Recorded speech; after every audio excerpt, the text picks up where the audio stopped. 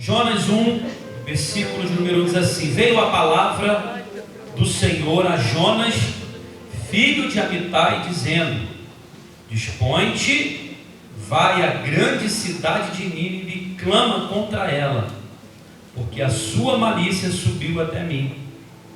Jonas se dispôs, mas para fugir da presença do Senhor, para Tarsis. E tendo descido a Jope, achou um navio que ia para Tarsis. Pagou, pois, a sua passagem e embarcou nele, para ir com eles para Tarsis, para longe da presença do Senhor.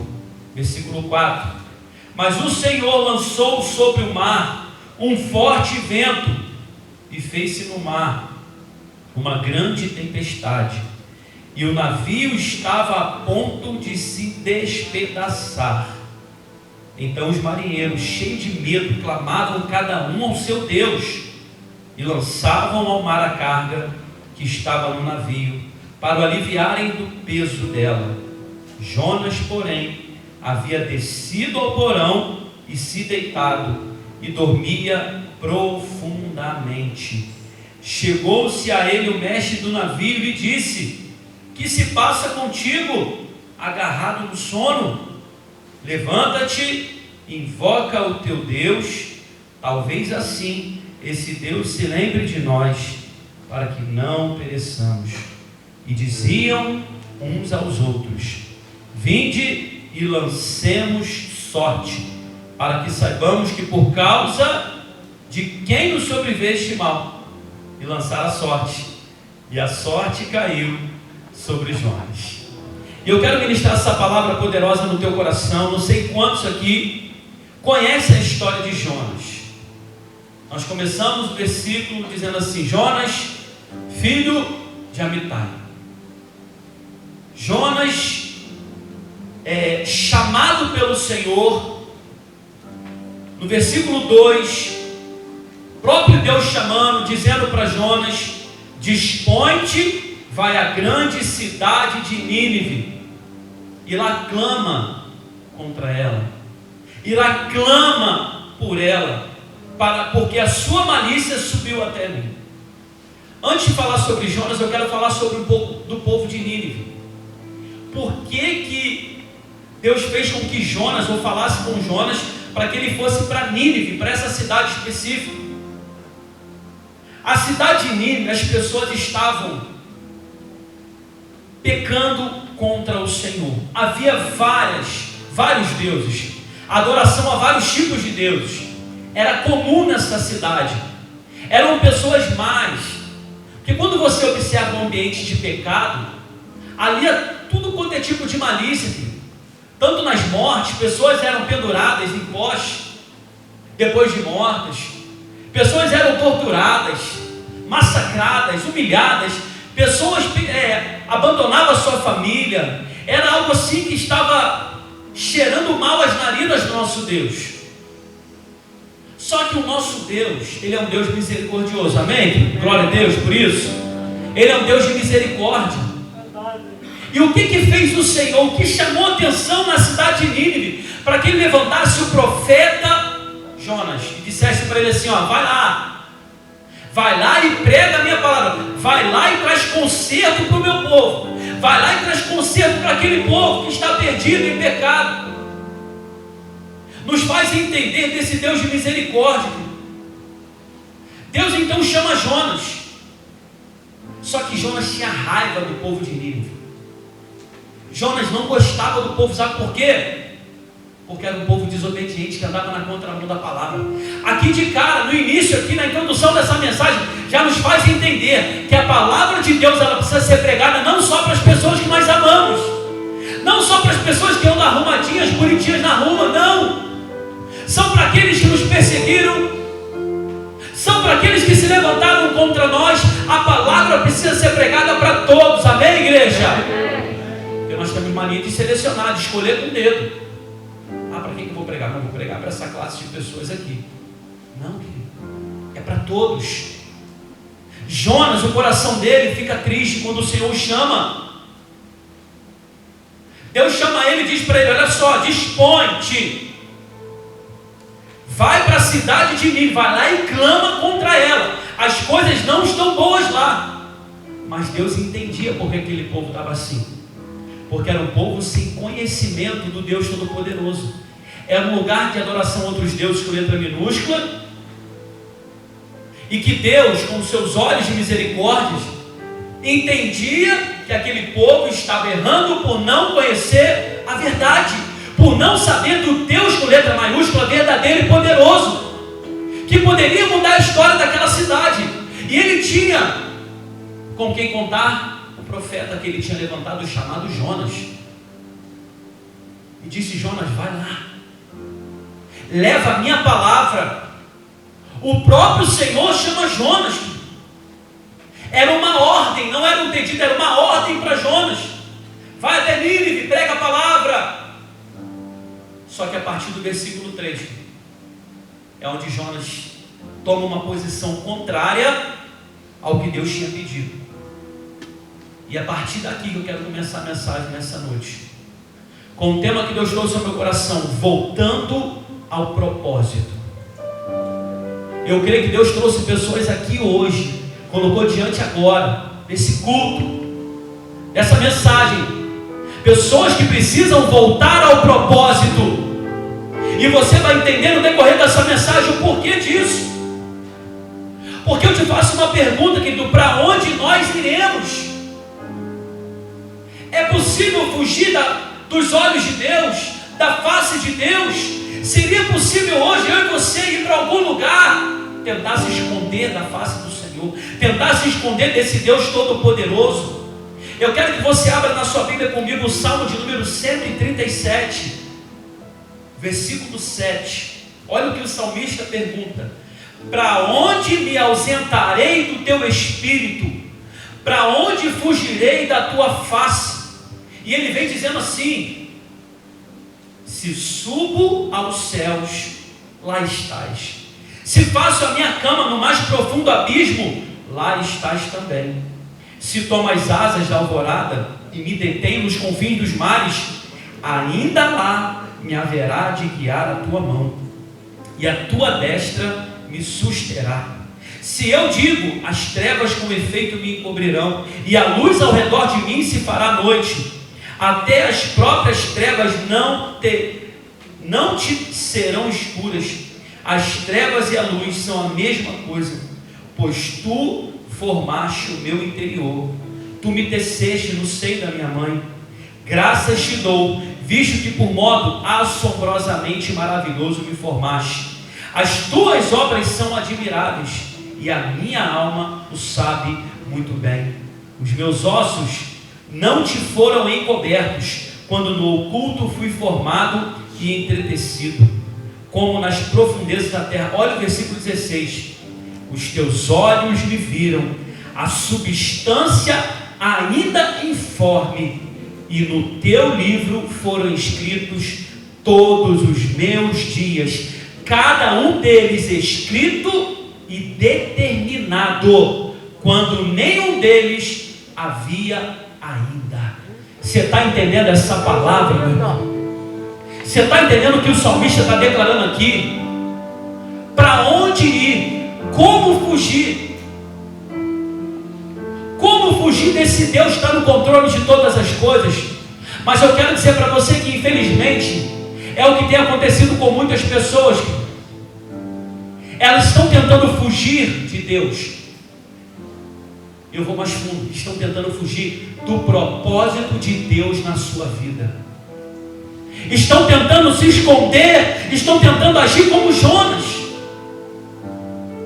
E eu digo para você que está aqui nessa noite: o grande perigo de andar longe da vontade de Deus é envolver pessoas inocentes em tempestades.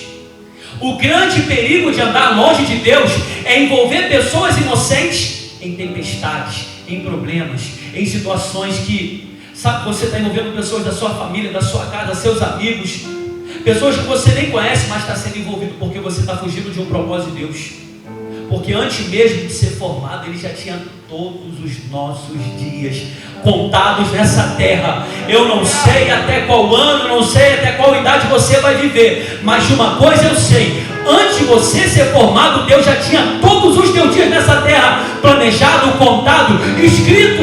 E minha pergunta é: você está vivendo esse propósito? Ou você precisa hoje voltar ao propósito de Deus na sua vida? Vamos voltar aqui para Jonas, irmão. Olha o que diz. Jonas se dispôs, vírgula, mas para fugir da presença do Senhor para Tarsis. Ele compra uma passagem para uma longa viagem. Sabe qual era na quilometragem, a distância da onde Jonas estava? Para a cidade de Tarsis? 3.000 quilômetros aproximadamente. Ele queria sumir da cidade de Nínive. Ele queria desaparecer daquelas regiões que tinham perto.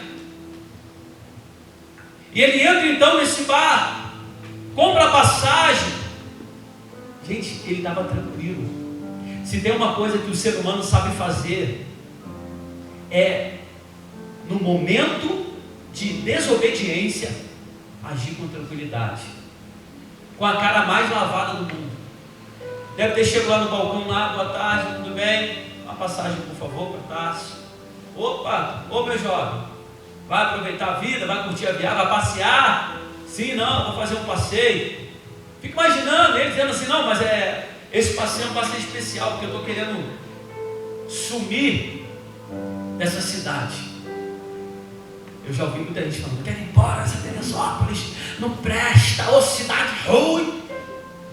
Misericórdia.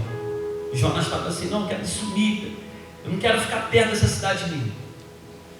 Ué, mas por que? Aconteceu alguma coisa? Deu problema na família? Algo? Não, eu quero ir embora porque Deus falou para mim ficar e ministrar a palavra para eles, mas eu não quero. Ele contou a história, está aqui no versículo. Ele conta a história para aqueles homens que iam viajar com ele ali, talvez sentado lá no porto, próximo a sair, conversando com todo mundo, com os amigos, que era comum na época. Os navios, quando saíam, todo mundo praticamente já se conhecia antes. E está Jonas lá contando a história. E quando ele entra, ele vai para uma parte do barco, onde tinha um lugarzinho que ele poderia tirar um cochilo e descansar. Irmão, alguém fugindo da presença de Deus na tranquilidade de Jonas. É o que acontece com a gente. Parece que está tudo normal. Você sabe que você não está fazendo aquilo que Deus quer. Você sabe que você está longe do chamado que Deus te chamou, que Deus já colocou sobre a tua vida, já usou várias pessoas para dizer para você aquilo que você deveria servir, o dom que Ele te deu para você usar. E você está aí dormindo tranquilo, como se nada tivesse acontecendo. Mas uma coisa nós aprendemos na caminhada com Deus nesse lugar, com vidas que a gente tem lidado aqui todos os dias, com pessoas que nós conhecemos aqui: viver fora da vontade de Deus é problema na certa. Viver fora dos princípios de Deus, fora da vontade do Senhor, é problema na certa. Você pode dizer para quem está do seu lado: viver fora da vontade de Deus é problema na certa. Pastor, mas eu estou fazendo a vontade de Deus. Você pode ir como Jonas, está fugindo da vontade de Deus dentro da igreja. Pode ser que você não pegou um barco, pode ser que você venha a pé, de ônibus, de carro. Você vem para dentro da casa do Senhor, mas mesmo assim está fugindo, está longe, está distante, não está fazendo aquilo que foi planejado, como diz no Salmo 138. Todos os teus dias foram planejados por Deus. Mas eu louvo a esse Deus, porque Ele é Deus de misericórdia, amém? Assim como Ele teve misericórdia com Nínive, Ele está tendo misericórdia nessa noite, com a tua vida, com a minha vida. Estamos aqui pela misericórdia de Deus. Pastor, mas o que acontece com aqueles que fogem da vontade de Deus? O que acontece com essas pessoas? A primeira coisa que acontece, elas causam tempestades, aonde vão e aonde estão. Versículo 4 da sua Bíblia, por favor, do capítulo 1 de Jonas, assim: Mas o Senhor lançou sobre o mar um forte vento, e fez-se no mar uma grande tempestade, e o navio estava a ponto de se despedaçar. Aqueles homens estavam apavorados, com medo, pensando que a morte iria chegar, não entendendo, sabe por quê? Eles fizeram uma pesquisa sobre o tempo naquele dia, e eles viram: o tempo está top, a viagem vai ser tensa, a viagem vai ser abençoada, né? Vai estar sol de noite, vai estar estrela, vai fechar um pouquinho, mas não vai dar chuva. Aqueles homens eram peritos, eles conheciam as estações, o período que podia viajar ou não. E agora dentro do barco, praticamente no meio da viagem, levanta uma tempestade do nada. Tem alguma coisa fora do lugar, tem alguma coisa acontecendo que a gente precisa descobrir. E eles entendiam, por mais que eles servissem a um Deus com letra minúscula, eles entendiam que tudo que acontecia na natureza, que tudo que acontecia ao seu redor tinha um propósito. Eu creio nessa noite que você veio aqui e tem um propósito de Deus para a sua vida.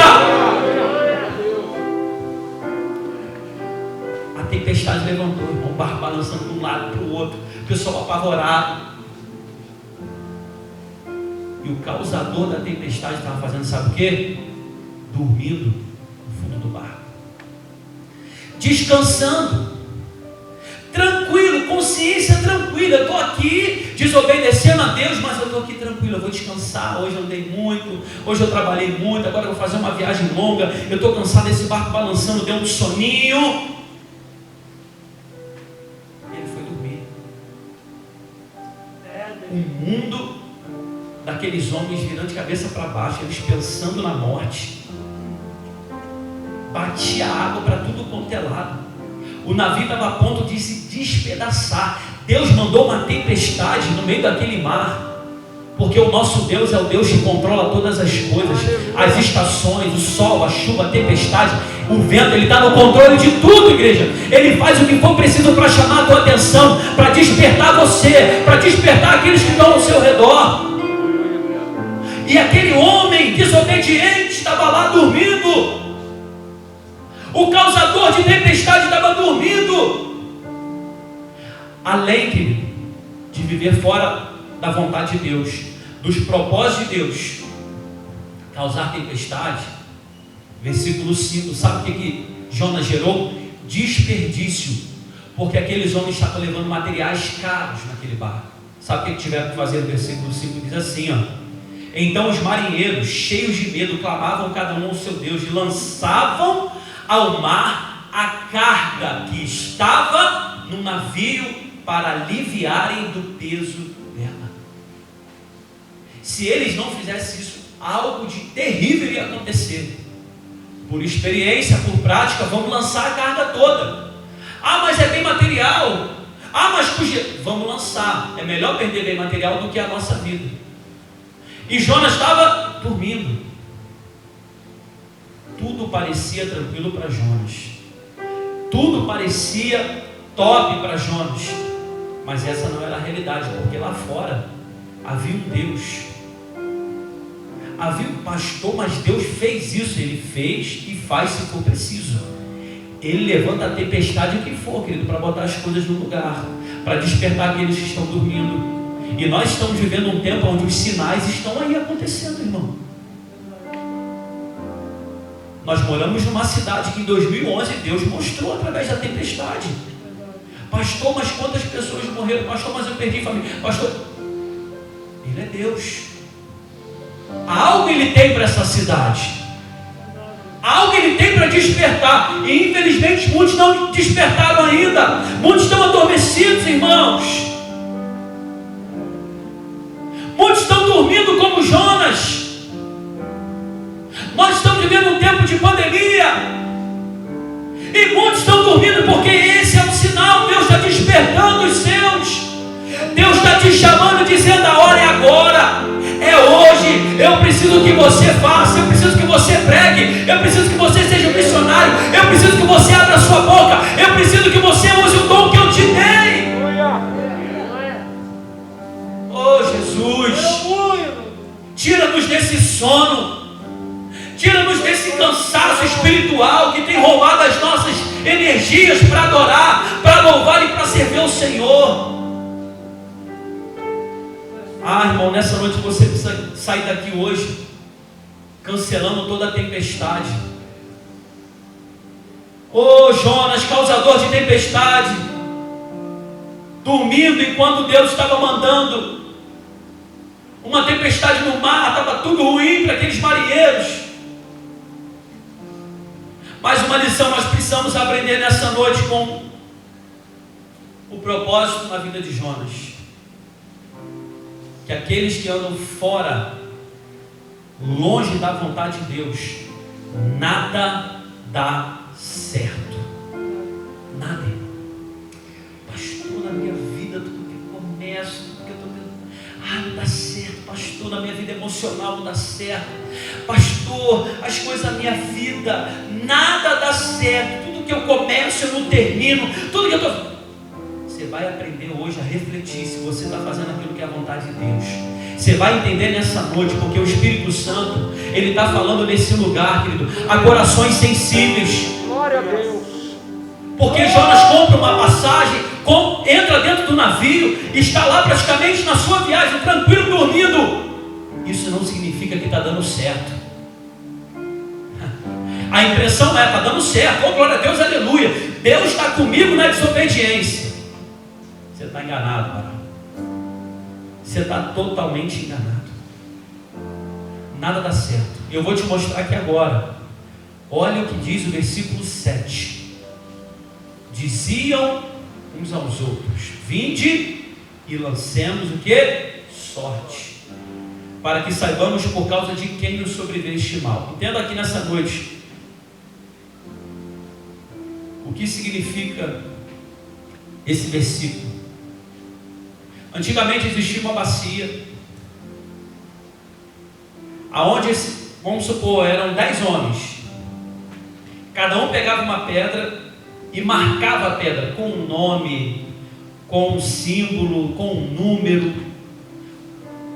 A ordem era marcar a pedra, fazer a sua marca na pedra, e era lançada dentro da bacia. A bacia era mexida e ali a pessoa ia, o que tinha autoridade maior ali nessa reunião, e ele tirava a pedra, que diz que era o quê? Vamos lançar sorte. E você pegava a pedra da pessoa que estava ali, e algo que estava acontecendo, algo que aquela pessoa, quando pegava, está o número dela aqui, ela é culpada, ela é a vencedora, é ela que vai começar, e por aí vai. Quando eu olho nesse versículo aqui, eu vejo que o nosso Deus, ele é muito maior o controle dele daquilo que a gente possa imaginar. Porque aqueles homens se reuniram e falaram assim: vamos lançar sorte para ver de quem é a culpa dessa tempestade. Homens que não tinham experiências com Deus Todo-Poderoso, o Yahvé, entenderam que tudo aquilo, existia um Deus maior do que o Deus que eles serviam, que estava ocasionando aquela situação. Porque quem sabe naquele momento o céu não estava limpo. Já viu aquele dia que você olha assim, começa a chover e fala assim: esse céu aqui não é para chuva não. A tempestade era grande, eles perceberam que tinha algo fora do normal. Lançaram sorte. Fico imaginando, Jonas já agora acordado, marcando lá um Jzinho na pedra. Eu não vou ser. Não vai sair minha pedra. Não, a culpa não é minha. E mesmo no fundo do coração dele, ele entendia que ele estava fugindo de Deus. Lançaram a sorte. Quando pega a pedra, saiu a pedra. Jonas. Nada dá certo, irmão. Nada dá certo. Essa era a forma que eles tinham para entender de que era a culpa. Pastor, mas se pega a pedra de alguém, nossa, gente, Deus está no controle de tudo. Não tem como barganhar com Deus. Quando Ele quer, Ele faz do jeito dele, da maneira dele. Pode-se usar métodos humanos. O método é lançar sorte pela pedra. O nosso Deus vai fazer como, se possível for, sair a pedra de quem for ali. Está no controle de tudo. Você entende isso? Amém, querido?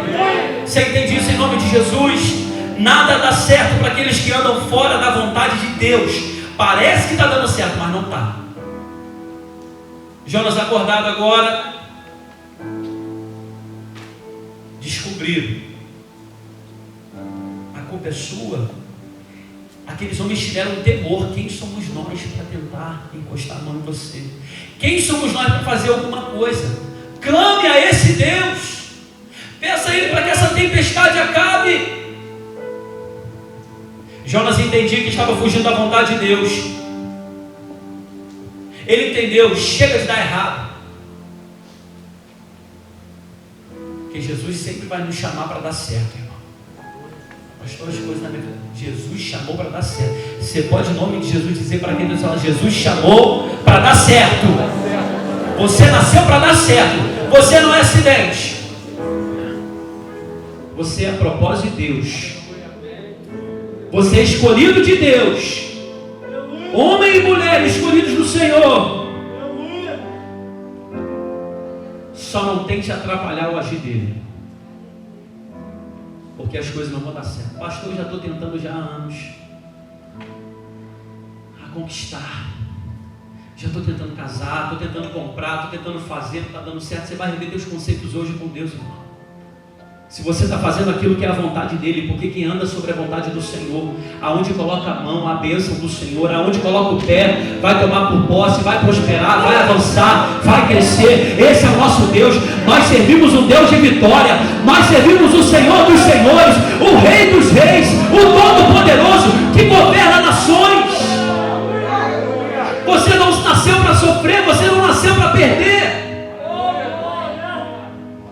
No sentido de não dar certo as coisas que você coloca a mão.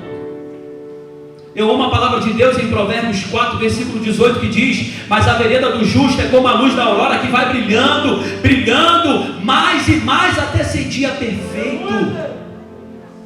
Aleluia! Essa é a vereda do justo. Salmo 18:30 diz assim: o caminho de Deus é perfeito, a palavra do Senhor é provada. Se Ele diz que tem todos os teus dias contados, se Ele te planejou, se Ele tem um plano poderoso na sua vida, e ainda você não está vivendo, é porque você não entendeu ainda que precisa estar no caminho do Senhor. Não tem como hoje o Senhor requerer que eu esteja no caminho A, mas eu estou no B como Jonas. Eu estou na opção B. Você vai se cansar, irmão. Não lute contra Deus, não lute contra a vontade dele, porque se Ele criou com propósito, Ele vai querer que você viva nesse propósito e não vai te forçar. O contrário disso é problema, é confusão, é tempestade, nada dá certo. Aonde coloca a mão não dá certo, mas tem uma solução. Aleluia, amém, querido? Houve uma solução para Jonas. Lançaram ele no mar. Um grande peixe enviado pelo Senhor o engoliu. E eu creio que foram os 3 piores dias de Jonas. No escuro, com fome, com sede, que a água do mar não dá para ficar bebendo. Sabe o que fez Jonas? Deus fez ele refletir. E às vezes Deus nos leva para alguns lugares, já reparou? Acontece algumas coisas na nossa saúde, acontece algumas coisas na nossa vida, que Deus nos leva para lugares isolados, para nos fazer refletir, pensar, para nos fazer voltar, pegar o caminho de volta e dizer: Senhor, me perdoa, porque eu errei, eu falhei, eu estou longe da tua vontade, Senhor. Ele muda as estações, Ele muda aquilo que está ao nosso redor, para nos fazer pegar o caminho de volta. Essa foi a última, mas a mais importante atitude de Jonas. Eu preciso pegar o caminho de volta. E no capítulo 2 é a oração de Jonas no ventre do peixe. Eu quero ler com você, querido. São 10 versículos apenas, para você entender o que é um homem longe dos propósitos de Deus. Olha o que diz a oração. Então Jonas, no ventre do peixe, orou ao Senhor seu Deus e disse: na minha angústia clamei ao Senhor e Ele me respondeu. Do ventre do abismo gritei e tu me ouviste a voz, pois me lançaste no profundo no coração dos mares, e a corrente das águas me cercou. Todas as tuas ondas e as tuas vagas passaram por cima de mim. Então eu disse: lançado estou de diante dos teus olhos. Tornarei porventura a ver o teu santo templo. Olha a preocupação dele. As águas me cercaram até a alma, o abismo me rodeou, e as algas se enrolaram na minha cabeça. Desci até os fundamentos dos montes, desci até a terra, cujo ferrolho se corrói sobre mim para sempre. Contudo fizeste subir da sepultura a minha vida. Ó Senhor meu Deus, quando dentro de mim desfalecia a minha alma, eu me lembrei do Senhor, e subiu a ti a minha oração no teu santo templo. Os que se entregam à idolatria vã abandonam aquele que lhe és misericordioso. Mas com a voz do agradecimento eu te oferecerei sacrifício. O que votei pagarei. Ao Senhor pertence a salvação. Falou, pois, o Senhor ao peixe, e este vomitou a Jonas na terra. Que oração! Lembrando de tudo que ele tinha feito quando ele estava obedecendo a Deus. Lembrando do tempo do Senhor, lembrando da comunhão, da intimidade, lembrando daquele tempo de adoração, onde ele era livre, onde ele adorava, onde ele buscava, onde ele falava: Senhor, eu quero fazer a tua vontade, o teu querer. Cumpre em mim, Senhor. Eu creio que há pessoas aqui assim, que um dia serviram, que um dia fizeram, que um dia profetizaram, que um dia falaram em línguas, mas hoje se encontram, querido, afastado de tudo, paralisado de tudo, na contramão da palavra de Deus. Mas eu quero dizer a esperança para você nessa noite. Há um Deus de misericórdia hoje aqui, dizendo para você: filho, filha, eu te amo.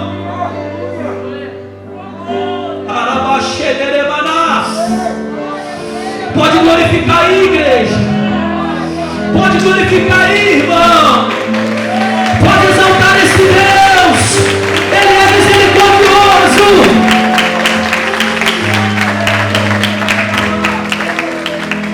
O santo, o digno de todo louvor. Jonas tinha um propósito, Jonas tinha um chamado, e Deus precisava cumprir o propósito na vida de Jonas. Provérbios 3, versículo 6 diz assim: reconheça o Senhor em todos os seus caminhos, e Ele endireitará as suas veredas. Quando você reconhece, Ele te conserta. Para de mentir, enganar você mesmo. Jonas, eu vou dormir aqui, está tudo bem, está tudo tranquilo. Não estava. Ele conseguiu enganar ele mesmo, mas ele sabia que não estava.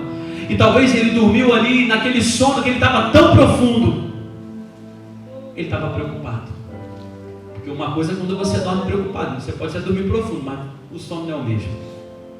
Você acorda mais cansado que você dormiu. Jonas falou assim: eu preciso voltar ao meu propósito. Senhor, me dá essa oportunidade, Jesus. Porque ele poderia estar morto ao ser lançado no mar. Mas Deus cuidou dele. E ele prega e toda Nínive se arrepende. Toda a cidade se arrepende. Eu creio numa cidade arrependida, querido. Porque aqueles que estavam fugindo nessa noite vão voltar ao propósito. Você vai voltar ao teu propósito, nada vai te atrapalhar. Em nome de Jesus. Em nome de Jesus. Para a gente terminar, querido, capítulo 4, eu quero ler para você entender o porquê que Deus teve misericórdia daquele povo. Aleluia. O versículo é o versículo 11. E o Senhor diz assim: e não hei de ter eu compaixão da grande cidade de Nínive, em que há mais de 120.000 pessoas que não sabem discernir entre a mão direita e a mão esquerda, e também muitos animais. Deus teve misericórdia, porque o povo não tinha entendimento, não tinha conhecimento, mas a partir do momento que Jonas entendeu o seu propósito e cumpriu aquele propósito, diz que toda a cidade fez um jejum. O rei se vestiu também, trocou as roupas, se vestiu de saco, dobrou o joelho nas cinzas, em arrependimento, porque eles achavam que estava fazendo certo, porque eles achavam que estavam conduzindo a sua vida da maneira certa, mas não estavam agradando a Deus. Deus libera a misericórdia, Deus libera o perdão. A cidade de Nínive, 120.000 pessoas, mais de 120.000 pessoas. A nossa cidade é composta de 200.000 pessoas, irmão. E eu creio que o Senhor está liberando de misericórdia sobre a nossa cidade hoje. Eu creio que Deus tem nos levantado nessa cidade para fazer a diferença. Deus tem levantado os nossos irmãos nessa cidade que fazem parte de outros ministérios para fazerem a diferença também. E nós venhamos um pouco arrependidos. Aqueles que não têm discernimento da mão direita, da mão esquerda, eles vão começar a ter discernimento do que é servir ao Senhor, do que é viver os propósitos de Deus. Os jovens que têm ido para a balada, os jovens que estão presos nas drogas, os jovens que estão se prostituindo, aquela pessoa que está presa no vício, do cigarro, da bebida, em nome de Jesus, ela vai começar a entender: ei, isso não é o que Deus tem para a minha vida, o que Deus tem para a minha vida é muito maior. Ah, querido, abre essa tua boca e dá glória a Deus, vai, irmão. Ah, vai, levanta essa tua mão para o céu aí, glorifica o Senhor Jesus, fala alguma coisa, chama a atenção desse Deus hoje, fala: Senhor, eu quero ser o Jonas dessa geração. Ah, Jesus. São 4 capítulos apenas, Jonas, depois você vai ler em casa. Desafio você a ler em casa, são 4 capítulos, versículos pequenos, cada capítulo, quantidade. E o Espírito Santo vai mostrar muita coisa para você. Mas hoje eu preciso entender e declarar sobre a sua vida essa verdade. Você foi gerado com propósito, mas pode ser que você entrou aqui e não esteja vivendo esse propósito. Chega de causar tempestade. Dá problema, tudo que você está fazendo dá problema, dá errado, dá certo. Chega de dar errado. Volte hoje. Volte hoje em nome de Jesus. Pega o caminho de volta. Jonas estava indo para um lado, ele precisou voltar. Ele entendeu. Deus deu mais uma oportunidade de vida para ele, assim como está dando para cada um que está aqui hoje, para cada um que está assistindo.